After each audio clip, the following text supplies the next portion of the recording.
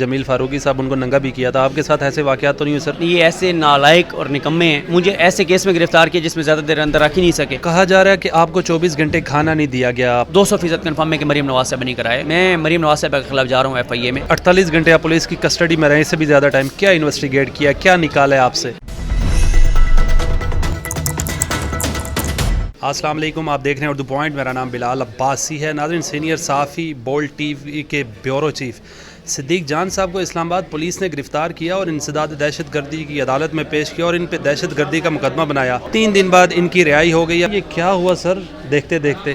لیکن یہ ہونا تھا کیونکہ مریم نواز صاحبہ ٹویٹس کر رہی تھیں اور بہت ان کو تھا کہ مجھے کسی نہ کسی طرح گرفتار کریں، لیکن یہ ایسے نالائق اور نکمے ہیں کہ مجھے ایسے کیس میں گرفتار کیا جس میں زیادہ دیر اندر رکھ ہی نہیں سکے اور ایکسپوز ہو گئے خود کہ کس طرح سے مجھے ایک جعلی مقدمہ ہے اور وہ دہشت گردی کا مقدمہ بنا کے۔ تو میرا خیال ہے کہ غلط ان سے وہ مس کیلکولیشن تو ہو رہی ہے ہر معاملے میں، یہاں پہ بھی مس کیلکولیشن ہو گئی ہے ان سے۔ صدیق بھائی، ایگزیکٹلی ہوا کیا اس دن؟ کیسے اٹھایا آپ کو؟ CCTV فوٹیج تو دیکھی ہے، ایگزیکٹلی کیا ہوا؟ سول کپڑوں میں بھی لوگ تھے، پولیس کے لوگ تھے، کیا ہوا آپ کے ساتھ؟ دیکھیں، میں یہاں پہ جہاں پہ آپ بیٹھے ہیں یہاں آفس میں موجود تھا اور میں پروگرام کر کے نیچے آیا، آفس میں موجود تھا اور رات میں مجھے لیا نکلنا تھا۔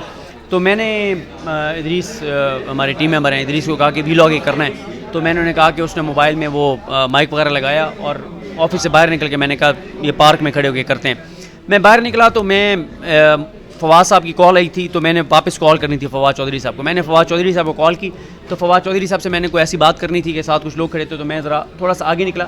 میں جب آگے تھوڑا سا نکلا تو میری ایسے نظر پڑی کہ بہت سے لوگ یہاں پہ موجود ہیں اور سول ڈریسز میں، اور 3 لوگ جو ہیں وہ میری طرف دیکھ رہے ہیں، ان میں سے ایک فون کر رہا ہے، کسی کو کچھ بتا رہا ہے، ایک نے ماسک لگایا ہوا ہے، ادھر بھی لوگ ہیں۔ مجھے پتہ چل گیا کہ کم پہ گیا۔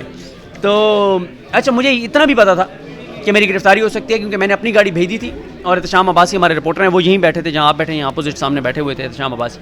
میں نے کہا ان کے ساتھ گاڑی میں جاؤں گا، اپنی گاڑی میں آج ٹریول نہیں کرنا۔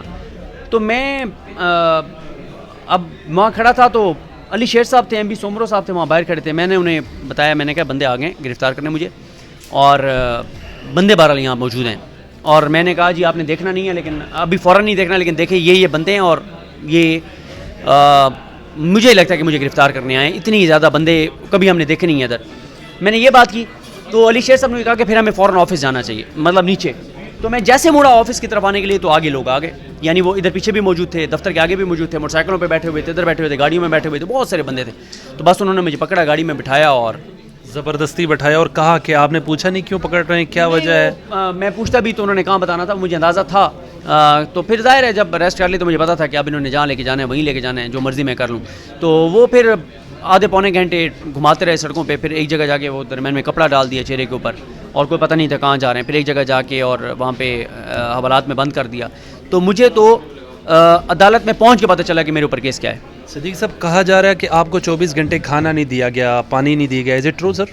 دیکھیں، کھانا نہیں دیا گیا تھا، وہ بعد میں پولیس والوں کا یہ کہنا تھا کہ ہمیں کنفیوژن ہوئی تھی، اور کنفیوژن یہ ہوئی تھی کہ شفٹ چینج ہو رہی تھی اور ہمیں یہ لگا کہ وہ پچھلی شفٹ والے کھانا دے گئے ہیں، انہیں لگا کہ آنے والے دیں گے، ان کا یہ کہنا ہے۔ لیکن میں آپ کو یہ بتاؤں کہ میں جتنی دیر بھی پولیس کی حراست میں رہا ہوں، یہ یعنی کھانے والی ایک ایپیسوڈ کو چھوڑ کے پولیس کا رویہ میرے ساتھ بہت اچھا تھا۔ اور ڈیورنگ ریمانڈ پوچھا کیا ہے؟ دیکھا جائے تو جو اس سے پہلے صحافی گئے ہیں آپ کے جمیل فاروقی صاحب، ان کو ننگا بھی کیا تھا، آپ کے ساتھ ایسے واقعات تو نہیں ہوئے سر؟ نہیں، مجھے کوئی ٹارچر نہیں کیا گیا۔ دیکھیں، میں ایک بات سمجھتا ہوں اور وہ یہ سمجھتا ہوں کہ جب کوئی چیز نہ ہوئی ہو نا تو وہ نہیں کہنی چاہیے، وہ بھی نامناسب ہوتا ہے۔ تو جو سچ ہو وہ لوگوں کو بتانا چاہیے۔ اب میں شاید جو بہت کچھ کہوں تو لوگ مان لیں گے، میرے ساتھ یہ بھی ہوا، یہ بھی ہوا، یہ بھی، لیکن میرے ساتھ نہیں ہوا۔ جن کے ساتھ ہوا ہے انہوں نے آگے بتایا ہے، ان کو بتانا چاہیے تھا۔ میرے ساتھ ایسا کچھ نہیں ہوا اور میرے ساتھ پولیس کا رویہ بہت اچھا تھا، اور میں بالکل یہ نہیں کہوں گا کہ میرے ساتھ کوئی جو ہے نا وہ اس طرح کا رویہ رہا ہے۔ 24 سے 48 گھنٹے آپ پولیس کی کسٹڈی میں رہے، اس سے بھی زیادہ ٹائم کیا انویسٹیگیٹ کیا، کیا نکالا ہے آپ سے؟ دیکھیں، وہ ظاہر ہے انہوں نے جو الزامات ہیں وہ انویسٹیگیٹ کیے ہیں، لیکن ان کو کچھ نہیں ملا، تو جس وجہ سے جج صاحب نے مجھے اس مقدمے سے ڈسچارج کر دیا، اور میں جو جج جواد عباس صاحب ہیں ان کا مشکور ہوں، ان کا شکریہ ادا کرتا ہوں کہ انہوں نے یہ دبنگ فیصلہ دیا۔ میرے ساتھ بالکل کسی نے بھی اونچی آواز میں بات تک نہیں کی، یعنی تشدد تو دور کی بات ہے۔ صدیق بھائی، مقدمہ وہی بنایا تھا آپ جو اس وقت شیلنگ کے درمیان آپ पुलिस वालों को बचा रहे थे और आप उनसे कह रहे थे आप अंदर आ जाएं, शेलिंग ना करें, यही मुकदमा बनाया था आप पे? बिल्कुल यही बनाया था, लेकिन मेरे खिलाफ गिरफ्तार मुझे पहले कर लिया था, बाद में सोचते रहे क्या मुकदमा बनाएं, तो फिर यही बनता था तो ये बना दिया। मरीम साहबा भी ये चाहती थी, मरीम नवाज साहबा भी, और उसमें कुछ था नहीं, वो वाज़ह नज़र आ रहा था कि मैंने को हमला नहीं किया, हमने उसकी जान बचाई पुलिस वाले की, हम उसको ऊपर लेके आए, हमने उसको मतलब बचाया, और उल्टा उसने मेरे खिलाफ दरखास्त दे दी। मुझे उससे भी कोई शिकवा नहीं है, उसकी मजबूरी होगी नौकरी की, इसलिए वो सारा कुछ हुआ। जाहिद साहब के साथ आपने खुद भी आर्गूमेंट्स किए हैं, उनको वीडियो दिखाई है, क्या डिस्कशन हुई आपकी और राना जवाद अब्बास साहब की? देखें, जवाद अब्बास साहब, राजा जवाद अब्बास साहब में जवाद अब्बास साहब जो हैं उनको मैंने सारा बताया कि असल में हुआ क्या। फिर मैंने उन्हें बताया कि नाम लिए बगैर कि एक पॉलिटिकल शख्सियत हैं, खातून हैं, लीडर हैं, उन्होंने भी मेरे खिलाफ ये ट्वीट्स किए हुए हैं और वो ये चाहती थी कि मुझे गिरफ्तार किया जाए, तो मुझे इसलिए गिरफ्तार किया गया। जाहिद साहब को भी पता था, फिर हमारे साफियों ने बयान हल्फी दिए तो वो क्लैरिटी थी, जाहिद साहब को सारी बात का पता था कि क्या क्यों हुआ है। मुझे ये बताएं, समझते हैं कि ये मरीम नवाज़ ने ही सारा काम करवाया है, उन्होंने ही अरेस्ट करवाया है? पहले तो कुछ कहा जा रहा था कोई अननोन बंदे ले गए, फिर FIA, कुछ तरह तरह की बातें हो रही थी सर।